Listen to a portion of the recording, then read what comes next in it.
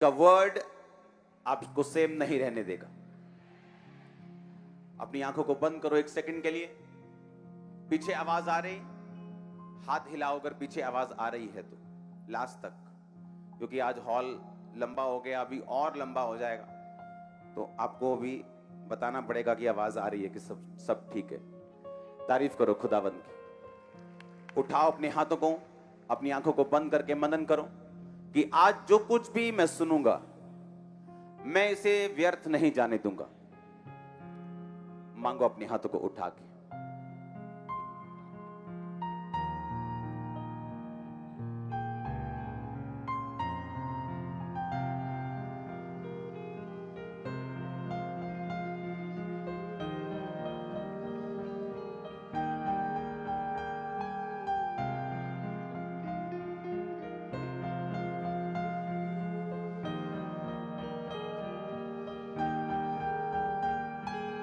प्रभु यीशु मसीह के सामर्थी नाम में हम मांगते हैं।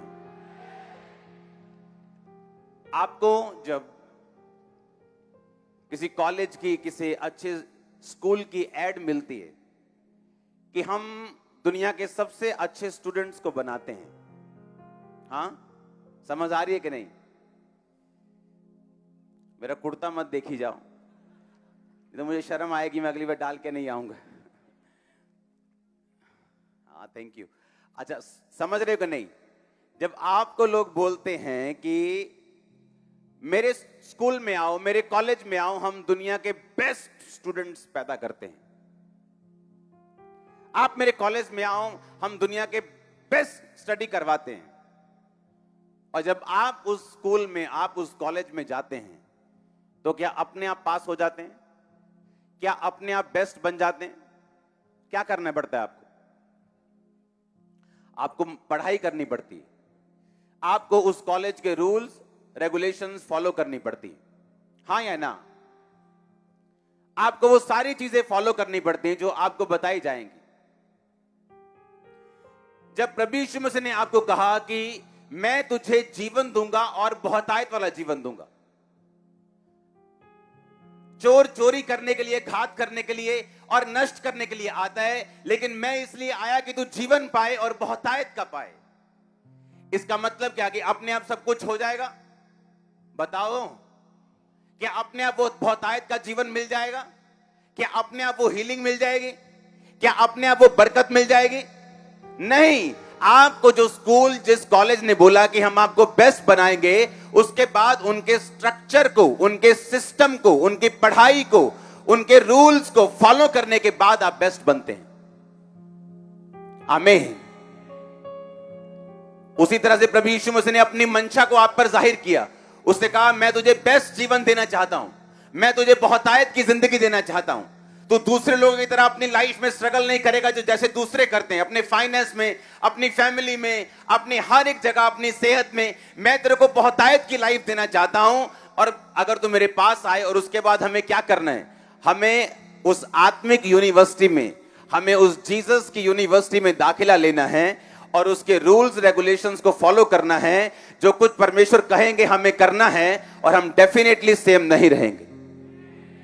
एक संसारिक इंस्टीट्यूशन, एक संसारिक कॉलेज, एक स्कूल फेक प्रॉमिस कर सकता है, हो सकता है वो फेक प्रॉमिस कर दे, लेकिन यीशु मसीह कभी भी फेक प्रॉमिस नहीं करता। वो कभी भी झूठा वायदा नहीं करता, हाँ या ना? वो झूठा वायदा नहीं करता। उसने अगर आपको बोला मैं तुझे बहुतायत का जीवन दूंगा, मैं तुझे अन्य जातियों से श्रेष्ठ बनाऊंगा, तो बनने के लिए तैयार हो जाओ। आज मसद मरी जिंदगी के ऊपर आ रहे हैं। हालेलुया।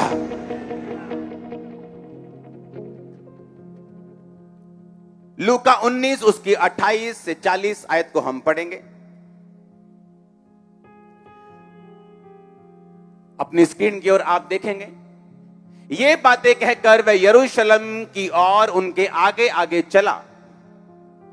बाइबल कहती प्रभु यीशु मसीह बातें बोलकर यरूशलेम की ओर चले। जब वह जैतून नामक पहाड़ पर बैतफगे और बैतनिया के पास पहुंचा, तो उसने अपने चेलों में से 2 को यह कहकर भेजा, सामने के गांव में जाओ और उसके पहुंचते ही गधी का बच्चा जिस पर कभी कोई सवार नहीं हुआ, बंधा हुआ तुम्हें मिलेगा, उसे खोल कर ले आओ।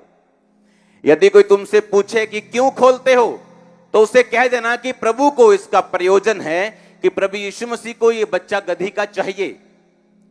जो भेजे गए थे, फिर से पिछली आयत को पढ़ेंगे, उन्होंने जाकर जैसा प्रभु यीशु मसीह ने उनसे कहा था वैसा ही पाया।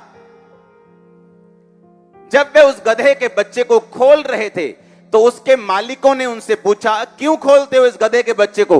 चेलों ने कहा, प्रभु यीशु मसीह को इसकी जरूरत है, प्रभु को इसका प्रयोजन है। वे उसको यीशु के पास ले आए और वह अपने कपड़े उस बच्चे पर डालकर यीशु मसीह को उस पर बिठा दिया। जब वह जा रहा था तो लोग अपने अपने कपड़े मार्ग में बिछाते जाते थे। निकट आते हुए वह जैतून पहाड़ की ढलान पर पहुंचा। लोग की सारी मंडली उन सब सामर्थ्य कामों के कारण जो उन्होंने देखे थे, आनंदित होकर बड़े शब्द से परमेश्वर की स्तुति करने लगी। धन्य है वो राजा जो प्रभु के नाम से आता है, स्वर्ग में शांति, आकाश मंडल में महिमा हो। तब भीड़ में से कुछ फरीसी कहने लगे, हे गुरु, अपने चेलों को डांट। यीशु ने कहा, मैं तुमसे कहता हूं, यदि वो चुप रहे तो पत्थर चिल्ला उठेंगे। पिछली आयत को फिर से पढ़ेंगे। जब वह जा रहा था तो वे अपने अपने कपड़े मार्ग में बिछाते जाते थे। अब ध्यान से मेरी बात को समझना।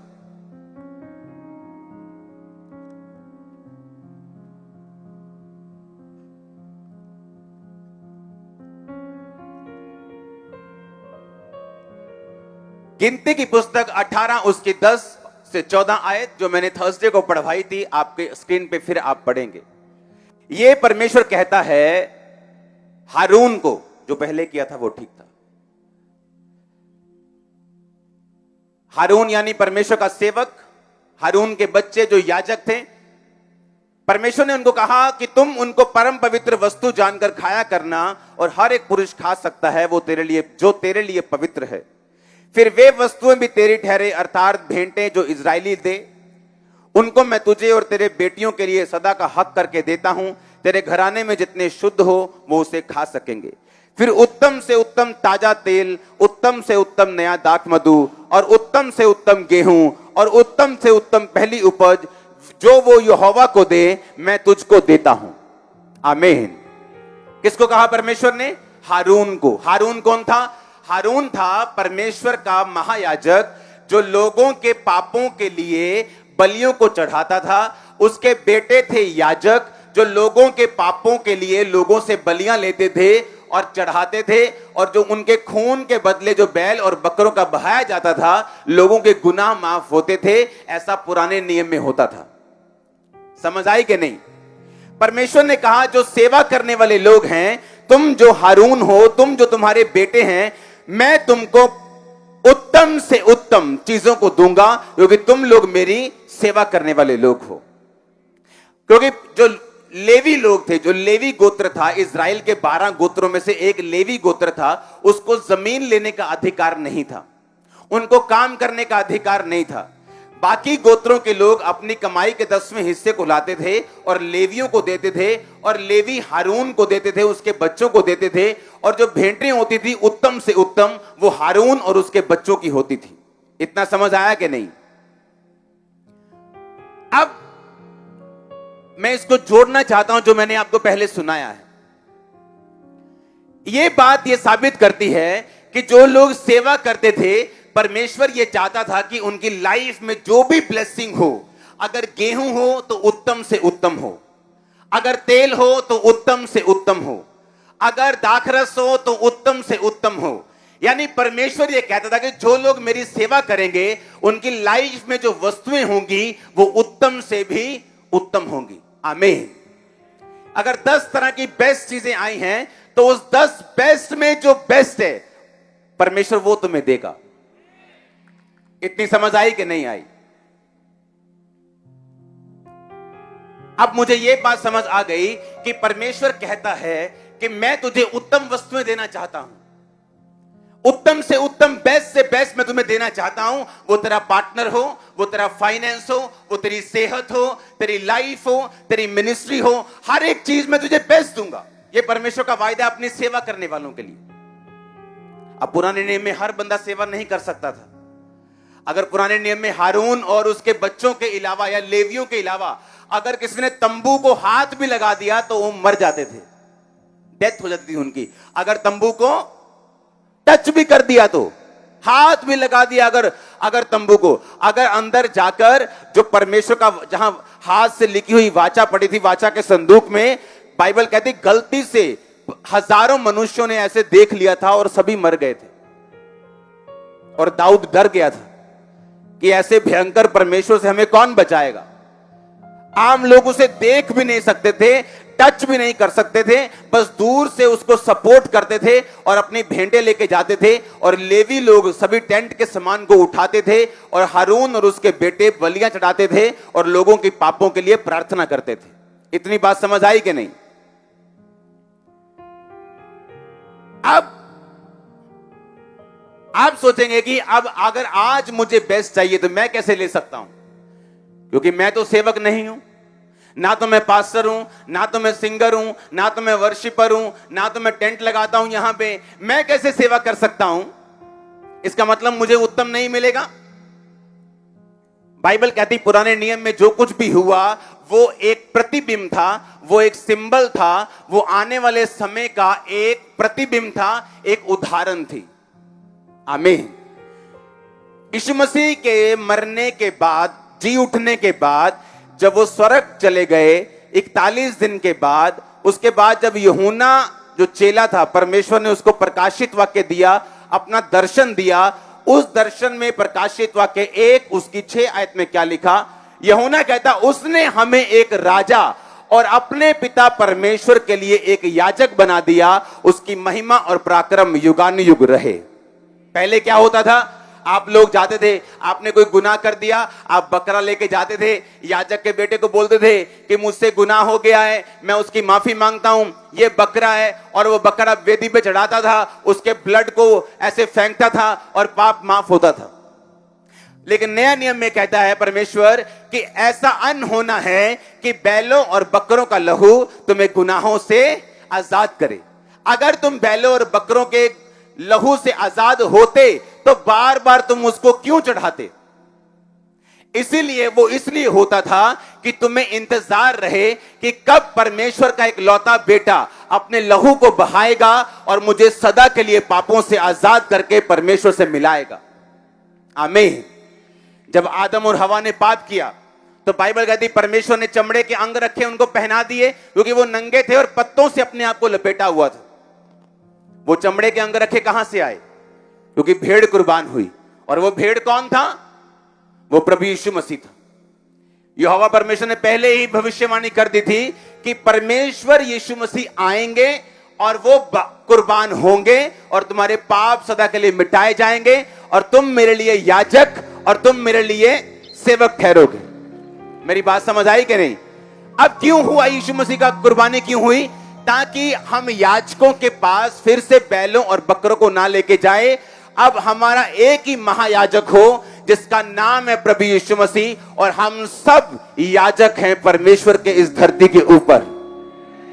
अब आपको याजकों के पास बैलों और बकरों को ले जाने की जरूरत नहीं।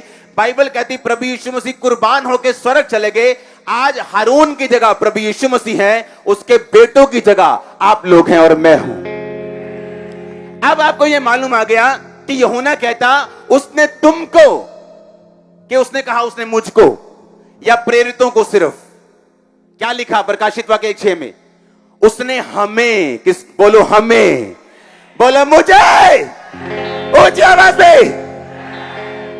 उसने किसको? किसको? किसको? मुझे। आंखें बंद करके सोचो कौन? बोलो मैं। उसने कहा तुमको, उसने क्या बना दिया? राजा और एक याजक। तुमको क्या बना दिया है? तुम कौन हो? मैं कौन हूं? हमारा महायाजक कौन है? जो स्वर्ग में बैठे है, जो कभी मरा नहीं, जो जी उठा, और जिसका मरण दिन नहीं मनाते हम, जी उठने का दिन मनाते, जी उठने का। Hallelujah hallelujah. कुर्बानियां लाख हुई होंगी, लाख हुई होंगी, करोड़ हुई होंगी, लेकिन ऐसी नहीं हुई कि मुर्दों में से जी उठे और आज भी काम आती हो कुर्बानी। हालेलुया, जोर से बोलो हालेलुया, आमीन। अब मुझे यह समझ आ गई कि परमेश्वर कहता था याजकों को मैं बेस्ट दूंगा, तुम्हें बेस्ट दूंगा, बेस्ट से भी बेस्ट दूंगा।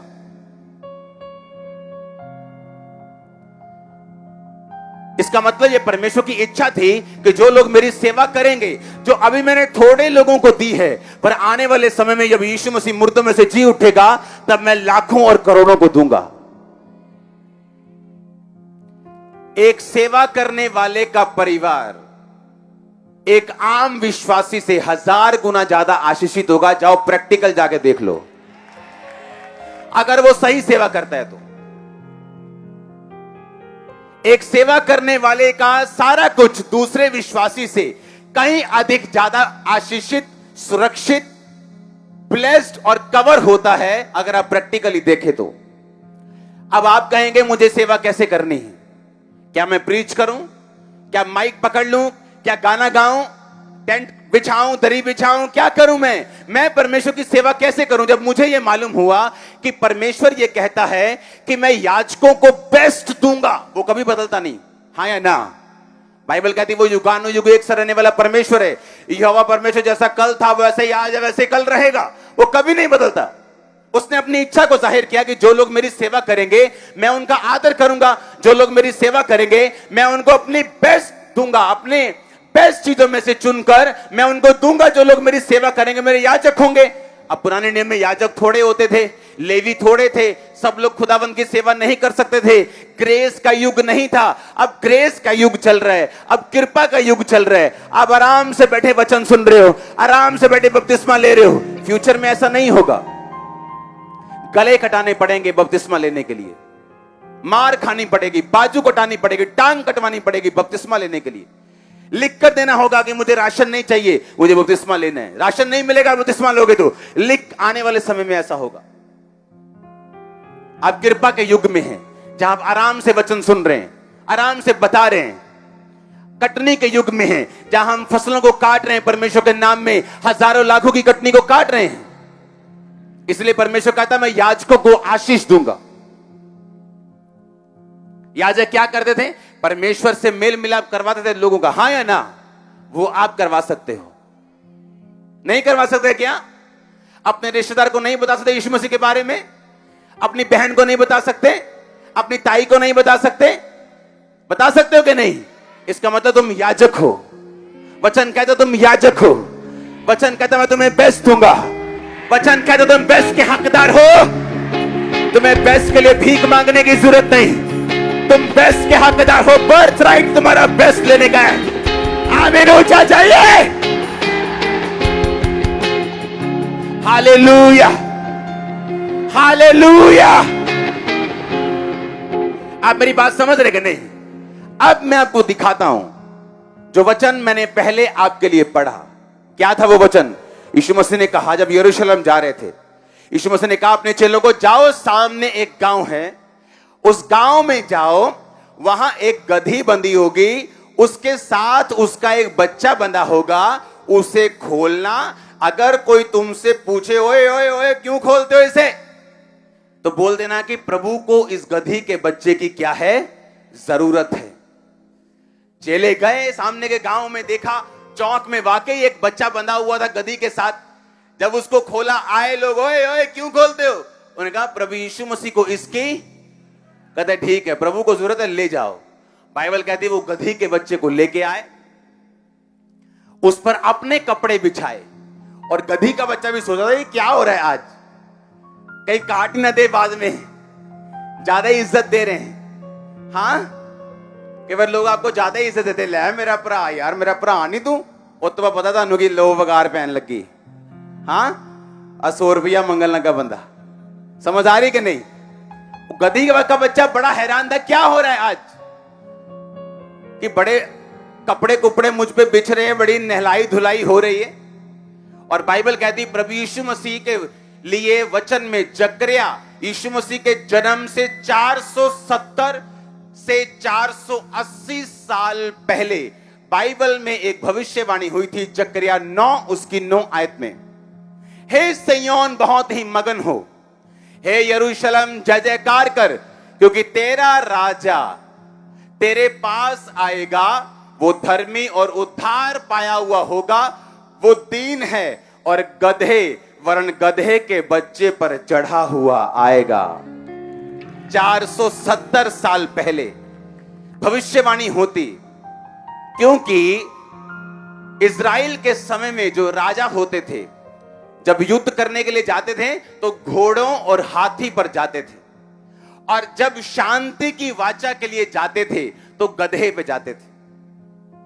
अगर कोई राजा गधे पे आ रहा है, खच्चर पे गधे पे आ रहा है, तो लोग समझ आते दूसरे कि ये बंदा लड़ने नहीं आ रहा, क्या करने आ रहा है, वाचा बांधने आ रहा है, शांति की बात बोलने आ रहा है। अगर घोड़े पे आता था तो क्या करने आ रहा है, लड़ने के लिए आ रहा है।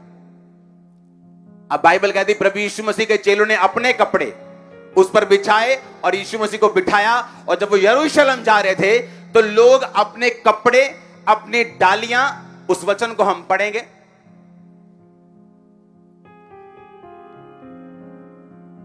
इसके अगले वचन को पढ़ेंगे, यूहन्ना 12 वाले वचन को। दूसरे दिन बहुत से लोगों ने जो पर्व में आए थे, ये सुना कि यीशु यरूशलेम आ रहा है, इसलिए उन्होंने खजूर की डालियां ली और उससे भेंट करने के लिए निकले। कहने लगे होसैना, पुकारने लगे होसैना, धन्य इज़राइल का राजा जो प्रभु के नाम से आता है। जब यीशु ने को गधे का बच्चा मिला तो वह उस पर बैठ गया, जैसा लिखा है, सिय्योन की बेटी मत डर, देख तेरा राजा गधे के बच्चे पर चढ़ा हुआ चला आता है। अब ध्यान से समझो, जब प्रभु यीशु मसीह उस बच्चे पे आ रहे थे, बाइबल कहती है तो लोग खेतों में से, सिर्फ एक जगह बाइबल में सही जगह लिखा है कि खजूरों की डालियां। यूहन्ना ने पूरा डिटेल में लिखा, कईयों ने लिखा डालियां, कईयों ने लिखा खेतों की डालियां, कपड़े। यूहन्ना ने कंप्लीट लिखा कि वो डालियां कौन सी थी, वो खजूरों की डालियां थी, और लिखा कपड़े परमेश्वर के उस गधे के सामने बिछा दिए। आपको क्या लगता है, क्योंकि जब आप लोग पुराने टाइम के कपड़े सोचते हो ना, आपको लगता है वो बोरियों वाले कपड़े, ऐसे लगता है ना आपको। जब पुराने टाइम में लगता है कि उन्होंने कपड़े बिछा दिए, आपको लगता है वो बोरियों वाले कपड़े, वो सस्ते से कपड़े, वो ग्रे कलर के और ब्राउन कलर के हल्के से कपड़े, वो उन्होंने उसके सामने बिछा दिए। आप गलत हैं। पुराने टाइम में भी महंगे कपड़े और ब्रांडेड कपड़े होते थे। बाइबल कहती प्रभु यीशु मसीह का जो कुर्ता था वो बिना सीन का था, एक भी सीन नहीं थी पूरे कुर्ते के ऊपर।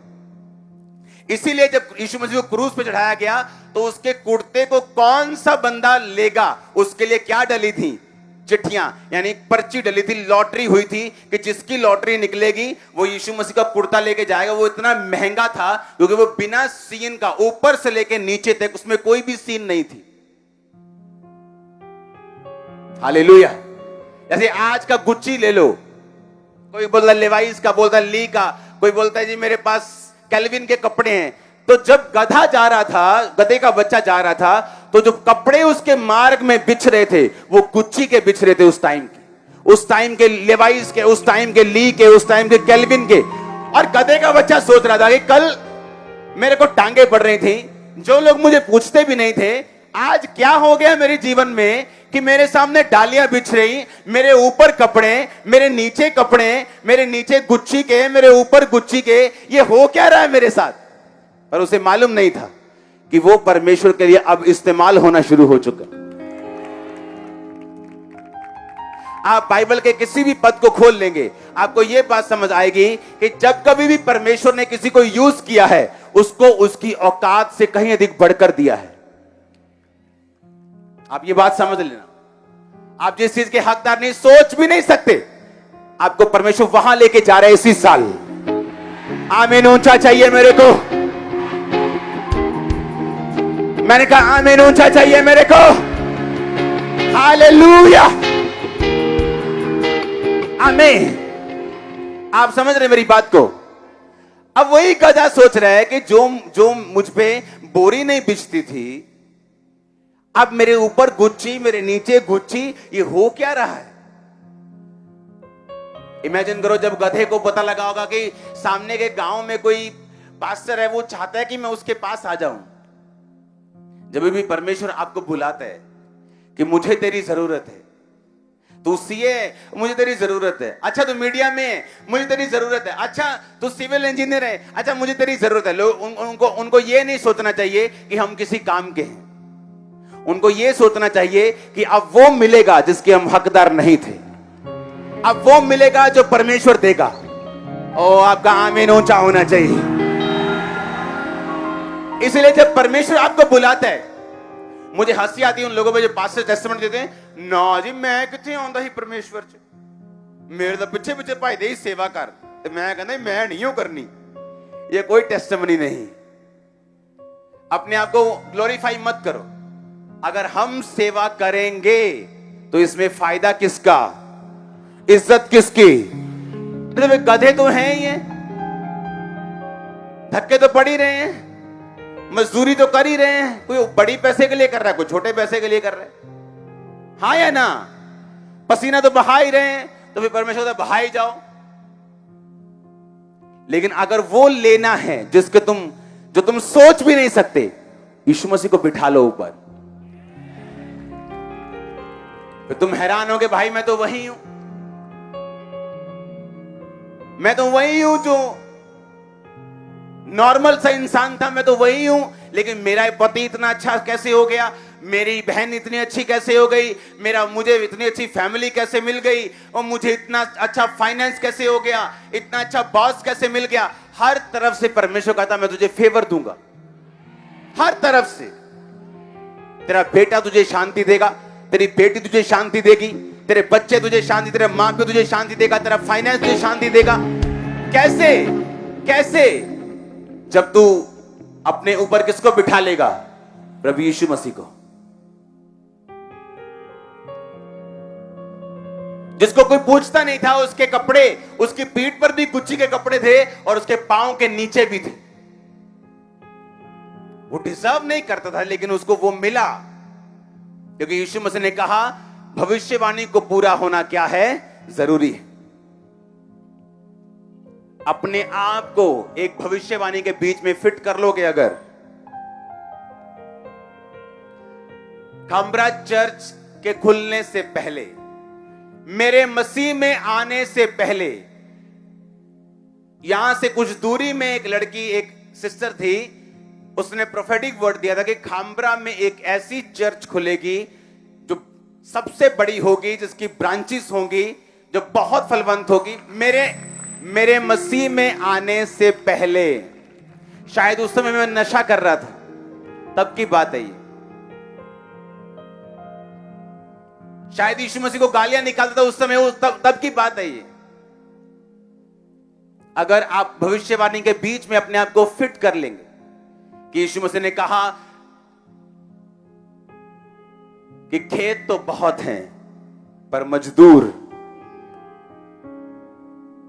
ये एक प्रोफेसी, मजदूर बन जाओ। अपने आप को उस भविष्यवाणी के बीच में फिट कर लो, अपने आप को उस प्रोफेसी के बीच में फिट कर लो, अपने आप को उस भविष्यवाणी के बीच में बिठा लो कि परमेश्वर आज से मैं तेरा मजदूर हूं।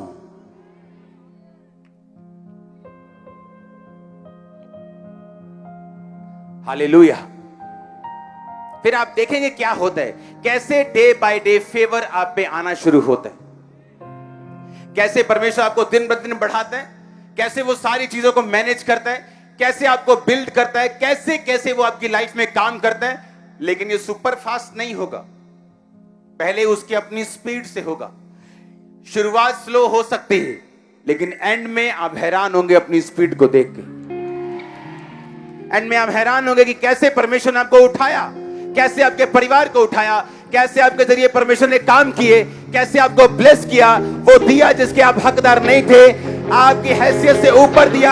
आप टेस्टिमनी के साथ आने वाले हो चर्च, बड़ी गवाही के साथ आने वाले हो चर्च। मैंने कहा बड़ी गवाही के साथ वापिस आने वाले यीशु मसीह के सामर्थ्य नाम में टेस्टिमनीज आपके लाइफ का हिस्सा होंगी यीशु मसीह के नाम में। आमीन। हो चाहिए आशीष आपके चर्च। Hallelujah, hallelujah. आपको मेरी बात समझ आ रही है कि नहीं? परमेश्वर ने कहा मैं याजकों को क्या दूंगा? बेस्ट दूंगा। दाख मधु क्या दूंगा? गेहूं, तेल, मकान, लाइफ, बेस्ट दूंगा। आपको लगता है क्या परमेश्वर इन चीजों की भी चिंता करता है? अगर आप पुराना नियम ध्यान से पढ़ें तो परमेश्वर ने याजकों को बोला कि तुम अच्छी लड़की के साथ ही शादी करना। अगर आपने पढ़ा हो तो इसका मतलब वो सेवा करने वाले की शादी की भी क्या करता है? फिक्र करता है। वो सेवा करने वाले की रसोई की फिक्र करता है, वो सेवा करने वाले के फाइनेंस की फिक्र करता है, वो सेवा करने वाले की सुरक्षा की फिक्र करता है। और सेवा सिर्फ माइक पकड़ने से नहीं होती। आप जहां पे काम करते हैं, आप एक लड़की हैं, आपकी 10 सहेलियां 10 बॉयफ्रेंड लेके बैठी, लेकिन आप उसी काम में, उसी बिजनेस में, उसी जगह जॉब करती है, पवित्रताई में एक मैसेज दे रही हैं कि मैं तुम्हारे जैसी नहीं हूं, तुम्हारे जैसे दिखती हूं, तुम्हारे जैसे कपड़े डालती हूं, सेम कंपनी में हूं, लेकिन मेरा चरित्र ऐसा नहीं, क्योंकि मैं यीशु मसीह की सेवा करती हूं, अपने कैरेक्टर से सेवा करती हूं। क्या होगा? आप यीशु मसीह की सेवकाई में घुस जाएंगे। अगर आप पवित्रताई में रहेंगे, आप प्रीच भी करेंगे, पवित्रताई में रहेंगे, बताएंगे भी भाई साहब चर्च में चलो, बीमार हो चर्च में चलो, गरीब हो चर्च, कर्जे में हो चर्च, कुछ भी हो गया आप प्रभु को मानो, प्रभु धर्म नहीं बदलता, जीवन बदलता है, आप आओ चर्च में सब ठीक हो जाएगा। आप लोगों को बताना शुरू करेंगे, हाँ या ना? आप लोगों को बताएंगे, फिर होगा क्या? आप सेवा में हैं, आप सेवा में आए कि नहीं आए? फिर याजक क्या करते थे? याजक परमेश्वर से लोगों का मेल मिलाप करवाते थे, उनके पापों को माफ करवाते थे, हाँ या ना? तो वो याजक आज कौन है? वो आप हो। आपने किसी को वचन सुनाया कि भाई साहब ये नशा करना पाप है, ये काम करना पाप है, वो बोलेगा नहीं ठीक है, मैं अपने पापों से माफी चाहता हूं, तो क्या करूं? क्या एक बैल लेके चलें चर्च में फिर आज? नहीं, आप उसी समय उसको बोलेंगे चल मेरे साथ एक प्रार्थना कर कि प्रभु यीशु मेरे गुनाहों को माफ कर, मैं विश्वास करता हूं तो मेरे लिए अपना लहू बहाया, मारा गया, गाड़ा गया, तीसरे दिन मुर्दों में से जी उठा, मैं तुझ पे विश्वास करता हूं तो मेरा उद्धार करता है, अपना आत्मा मुझे दे, मेरे पापों को माफ कर, आज से मैं तेरी संतान हूं। आपने उसको यीशु मसीह का बेटा बना दिया, बेटी बना दिया। आप याजक हुए कि नहीं हुए? बताओ, याजक हुए कि नहीं हुए? चर्च का क्या रोल है फिर? चर्च का रोल है आपको गाइड करना, आपको संगति में बना के रखना, एक विजन के नीचे रखना जहां से हम परमेश्वर के कामों को इकट्ठा कर सकें। आमीन। बाइबल कहती पुराने नियम के बाद नए नियम में सब लोग एक दिन इकट्ठा होते थे, अपनी कमाई के हिस्सों को डालते थे और वहां से प्रेरित उन पैसों को ब्लेस करके पूरे यरूशलेम में परमेश्वर के कामों को करते थे। वो गरीबों की हेल्प करते थे, वो चैरिटी करते थे, वो चर्चिस को एस्टेब्लिश करते थे, और उन पैसों से जब काम होते थे, वो लोग जब सुसमाचार सुनाते थे और अधिक ब्लेस होते जाते थे, क्योंकि वचन कहता है कि मैं अपने सेवा करने वालों को आदर दूंगा, मैं अपने सेवा करने वालों को ब्लेस करूंगा, मैं अपने सेवा करने वालों को सुरक्षित करूंगा। आमीन। अब आप देखो क्या करना है। आप अपने जॉब पे रह के सेवा कर सकते हैं, हाउस वाइफ रह के सेवा कर सकते हैं, आप एक काम पर रह के एक बिजनेसमैन होकर सेवा कर सकते हैं। आमीन। सेवा करने के लिए आपको पास्टर बनने की सिर्फ जरूरत नहीं, क्योंकि हर व्यक्ति की कॉलिंग पास्टर बनना नहीं। अगर सिर्फ पास्टर सेवा करते तो बहुत थोड़े लोग बचते, क्योंकि बाकी लोग काम में बिजी रहते, तो पास्टर कितना बचाता? आप बचाएंगे दुनिया को, आप बचाएंगे रिश्तेदारों को, आप बचाएंगे अपने परिवार को, अपने लोगों को, अपने देश को, अपने मोहल्ले को, अपने नगर को, अपने गांव को, अपने शहर को। आमीन। ऊंचाई आशीष तुम्हारी है चर्च। हालेलुया। आप बचाएंगे कि नहीं? क्योंकि फायदा किसका है? बोलो, फायदा किसका है? गधी के बच्चे को तब तो अनकंफर्टेबल लग रहा होगा कि कहां अपनी मां को छोड़ के जाऊं, क्यों जाऊं। आपको मालूम, यीशु मसीह को इतना तक पता था कि उस गधी के बच्चे पर आज तक कोई नहीं चढ़ा। पता है कि नहीं? यीशु मसीह ने स्पेशल कहा कि जाओ उस बच्चे को लेके आओ, उस पर आज तक कोई भी सवार नहीं हुआ। एक अनएक्सपीरियंस्ड गधे का बच्चा और यीशु मसीह उसके ऊपर, उसको आपके एक्सपीरियंस की जरूरत नहीं। मुंह खोलो, होली स्पिरिट बोलेगा आपसे। आप मुंह खोलेंगे, वो बोलेगा। गधे का बच्चा डर भी सकता था कि क्या, अरे मैंने कभी बंदों की सवारी नहीं करवाई, मैं इस बारे में एक्सपीरियंस नहीं हूं, मुझे 6 महीने का टाइम तो देते कि मैं कोई सवारी करवाता, मेरी पीठ में बल पड़ गया तो, रीढ़ की हड्डी को कुछ हो गया तो। यीशु मसीह कोई बच्चा नहीं थे, वो उस समय 33.5 साल के वो हट्टे कट्टे थे, पूरे जवान, और वो लादू का बच्चा था। जब यीशु मसीह यूज करने में आता है ना, तो लोगों की दिमाग घूम जाता है कि ये हो क्या रहा है। जब लोग खामरा चर्च में आते थे, सोचते थे कि अच्छा इतने लोग, लाखों लोग, पादरी तो 70-80 साल का ही होगा, इतने साल तो लगे होंगे हमें, इतने साल तो लगे होंगे इतनी बड़ी मिनिस्ट्री बनाने में। इस हफ्ते मैं आपको एक और गुड न्यूज दूंगा। ईस्टर वाले वीक एक बड़ी चर्च की अनाउंसमेंट करेंगे इसी वीक। आमीन। ऊंचाई आशीष तुम्हारी ये चर्च। हालेलुया। तैयार रहो, बहुत काम करने हैं, बहुत काम करने हैं। अभी तो शुरू हुआ काम, अभी तो शुरू हुआ है, अभी तो मजा शुरू हुआ है थोड़ा सा। आमीन। ये बात दिमाग में बिठा के रखो कि मैं सेवा करने के लिए चुना गया हूं। ये गलत प्रीचिंग थी जो पंजाब में चलती थी कि ये चुना हुआ है और ये ऐसे ही फ्री का माल बैठे है, ये चुना हुआ है और बाकी क्या है फिर? तुम सब चुने हुए। अगर बैप्टाइज्ड हो, अगर बपतिस्मा ले लिया, यीशु पे विश्वास करते हो, तुम चुने हुए हो, कोई शक नहीं, तुम चुने हुए हो, तुम चुने हुए। तुम्हें दिक्कतें आ सकती, बीमारियां आ सकती, मुसीबतें आ सकती, मैंने बहुत देखी, पर ये इस बात को इनकार नहीं करती कि तुम चुने हुए नहीं हो। दिक्कतें आएंगी, मुझे आए, प्रॉब्लम्स हो सकती हैं, निराशा हो सकती है, मसीह में सेवा करते करते भी आप डिसहार्टेड हो सकते हैं, लेकिन बने रहेंगे, अड़े रहेंगे और खड़े रहेंगे तो टेस्टिमनीज के साथ जरूर वापस आएंगे। हालेलुया। एक अनएक्सपीरियंस गधे का बच्चा जिसपे कोई नहीं चढ़ा, एक बंदा कभी चढ़ा नहीं, उसको कोई एक्सपीरियंस नहीं। घोड़े की अगर सवारी करने हो, उसको बचपन से सिखाते हैं, मतलब जब थोड़ा बड़ा हो जाता है उसको सिखाना शुरू करते हैं, आदत डालते बंदे के ऊपर बैठने की, उसकी पीठ पे चढ़ने की आदत डालते ताकि घोड़ा दुलत्ती ना मारे, बंदा फेंक ही ना दे। उसने कभी नहीं चढ़ाया किसी को, और यीशु मसीह उस पर चढ़ के सवारी करते हैं। आगे गुच्ची, पीछे गुच्ची, ऊपर गुच्ची, सब जगह सोच रहा है ये हो क्या रहा है मेरे साथ।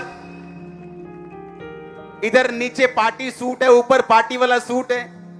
हाँ, वो ग्रे ब्राउन सूट नहीं थे जो तुम सोच रहे हो। उस समय भी ब्रांडेड कपड़े होते थे, महंगे कपड़े होते थे, वो सारे उसके पांव के नीचे थे। एक अनएक्सपीरियंस गधे के, लादू के बच्चे के पांव के नीचे थे। आप बेस्ट लेने वाले, मैं आपको प्रोफेसी कर रहा हूं। मैंने कहा आप बेस्ट लेने वाले, मैं आपको वचन नहीं, प्रोफेसी दे रहा हूं। मैं आपके लिए प्रेयर नहीं कर रहा हूं, मैं आपको प्रोफेसी दे रहा हूं। बेस्ट आपका हिस्सा यीशु मसीह के सामर्थ्य नाम में, बेस्ट आपका हिस्सा यीशु मसीह के सामर्थ्य नाम में। हालेलुया। बाइबल कहती याकूब और एसाव 2 भाई थे। एसाव ने अपने पहलौठे होने का अधिकार बेच दिया था, किसके बदले में? रोटी और मैसूर की दाल।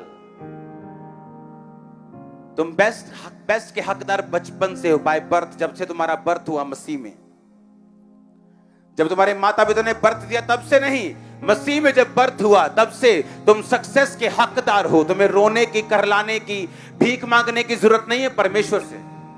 तुम चाहते हो कि तुम रोज सुबह तुम्हारा बच्चा उठकर तुमसे भीख मांगे खाने के लिए, तुमसे रो रो के कपड़े मांगे रोज। तुम चाहते हो?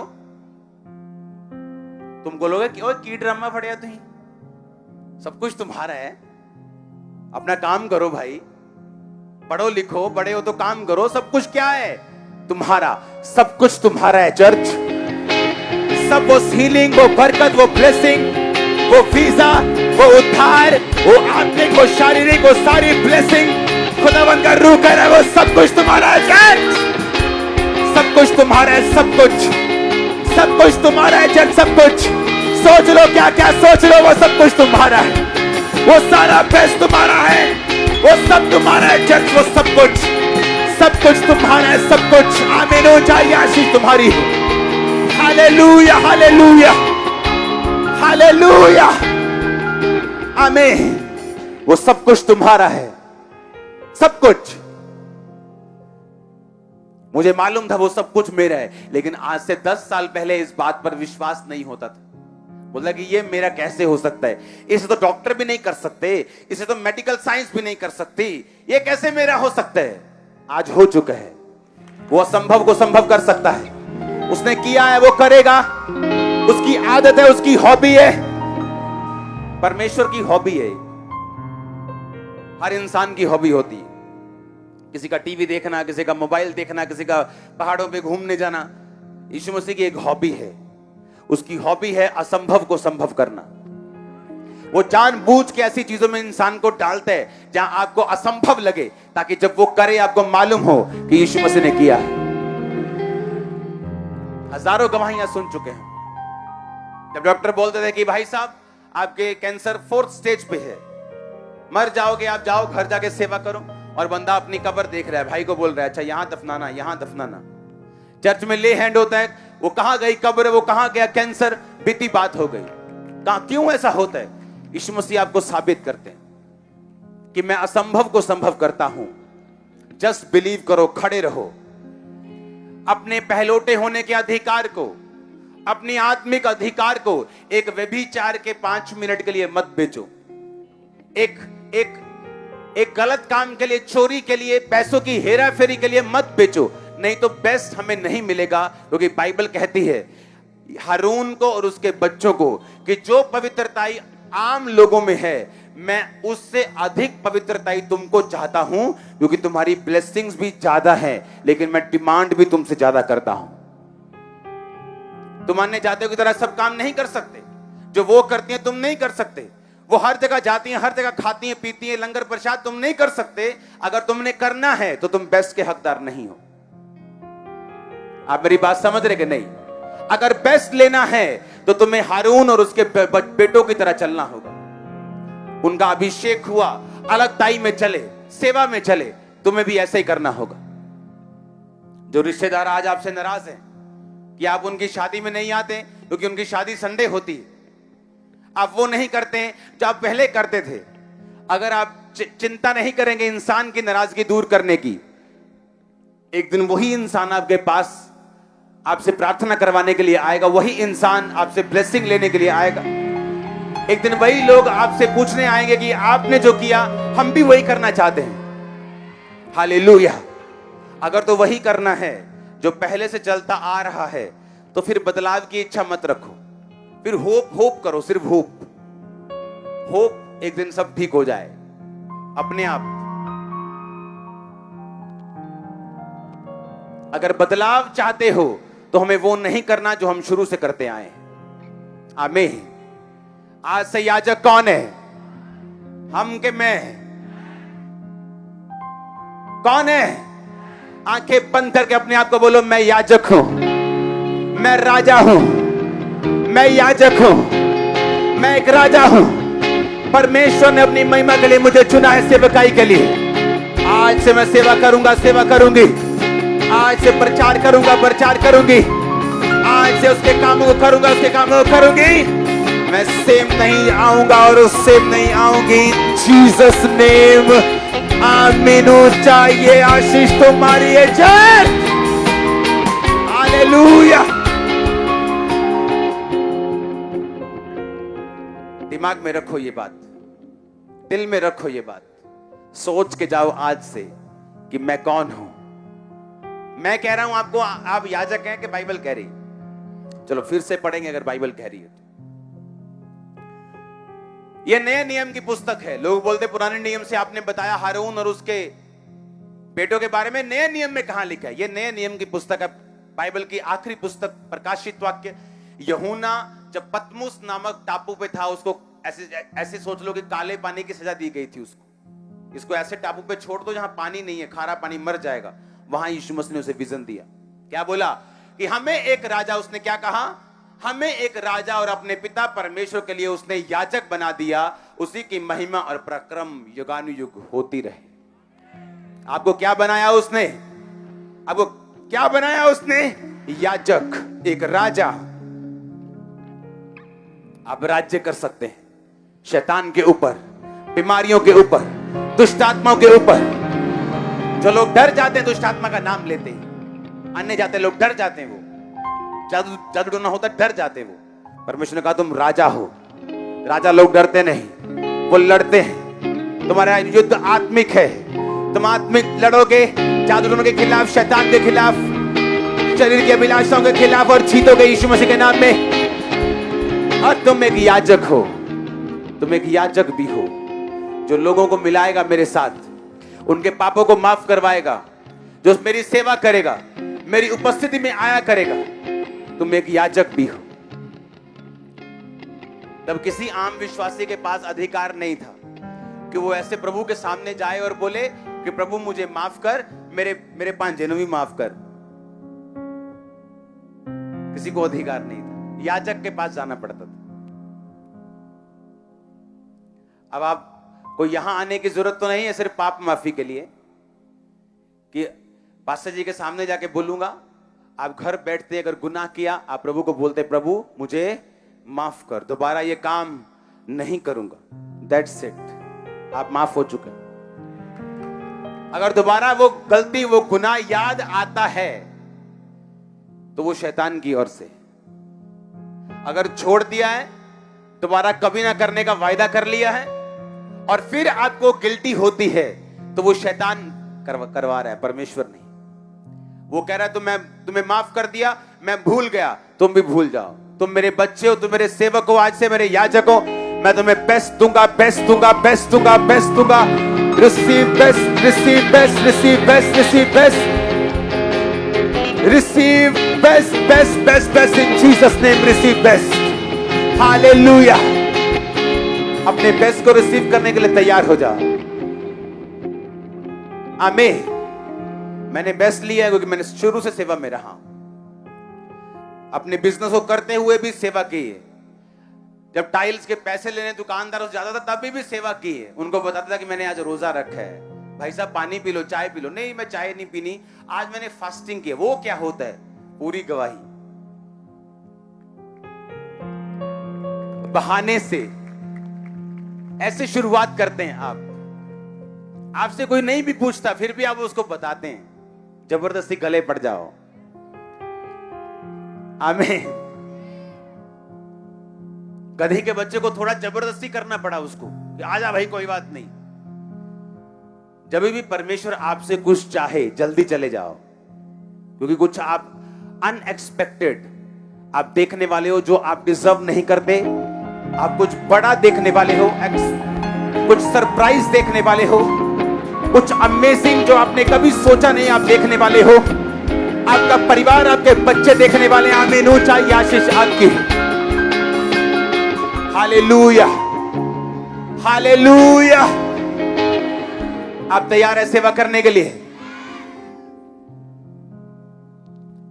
मैंने को बताया था कि ये वचन जब आप सुन लेंगे अगले हफ्ते, अगले वीरवार, संडे, कुछ वीरवार और कुछ संडे, आप सेम नहीं रहेंगे। आपको मालूम होगा आपकी लाइफ की बुलाहट क्या है। सेवा करने वाले सिगरेट नहीं पीते, नाल नाल, नो नो नो, खत्म हो गया। पैकेट यही छोड़ जाना बाहर। हाँ, वो जर्दे का पैकेट यहीं बाहर कहीं दफना जाना, उसको डेथ हो गई उसकी, कबर खोदना, ऐसे डाल देना, बोलना मर गया तुम।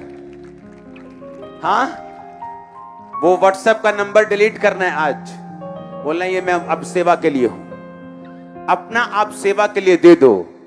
देखो कुछ साल परमेश्वर को दे के देखो वो क्या करता है आपके लिए। देखो तो सही उसको, अपना उसको परखो तो सही। बाइबल में लिखा है वेखो ते परखो यहोवा किन्ना भला है। देखो तो सही, चखो तो सही, उसको देखो सही वो क्या करता है आपकी लाइफ के लिए। मैं तो हैरान हूं लोगों के लिए। सभी परमेश्वर के सामने एक समान है, लेकिन जो बच्चा कम बुद्धिमान है और आपकी सेवा लई है, आ देखता थोड़ा घट आ सेवा लई है हैं ते आड़े हट्टा कट्टा नहीं ये तो काम करू साडे, मतलब सारा कुछ जेड़ा खराब है वो किदा परमेश्वर दा और सारा बेस्ट किदा साडा। ते परमेश्वर कहंदा कोई नहीं, तू गंदा मेनू दे ते गंदा ही तेनू मिलूगा, जो तू बोएगा वो तू। जब हम बोलते हैं परमेश्वर ये क्या तेरी सेवा करेगा, अच्छा इसको तो इतनी अकल नहीं, ये ले तू मेरा बेस्ट बेटा, देखो क्या करता है वो, देखो फिर वो क्या करता है। हमें बेस्ट देने की आदत नहीं, इसलिए हमने अभी तक बेस्ट रिसीव किया नहीं। जब बेस्ट देने की आदत डाल लेंगे, बेस्ट रिसीव करने की आदत भी डाल लेंगे। आमीन। जब परमेश्वर ने गधे के बच्चे को बुलाया, जिस पर कोई भी कभी नहीं चढ़ा, तो वो गधे की बेहतरी के लिए था। जिसको कोई पूछता नहीं था उसको लोग इज्जत दे रहे थे। उसके ऊपर ब्रांडेड कपड़े, उसके नीचे ब्रांडेड कपड़े, उसके नीचे डालियां, ऊपर डालियां, और पता नहीं क्या क्या बीच बीच में खिला रहे होंगे उसकी। यीशु मसीह वाला गधा भी ले भी तू खास, आप समझ रहे कि नहीं? हाँ, मिनरल पानी दे रहे होंगे उसको।